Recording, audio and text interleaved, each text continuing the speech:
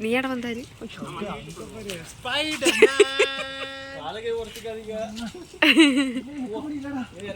അയ്യോ ഓക്കെ. നാളെ ആയുധ പൂജയ്ക്ക് വേണ്ടി നമ്മൾ വണ്ടി കഴുകുകയാണ്.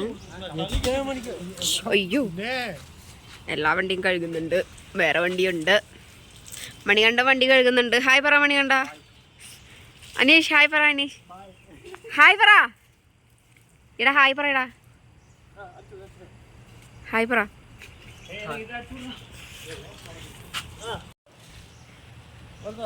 അരുൺകുമാർ ഹായ് പറ. അരുൺകുമാർ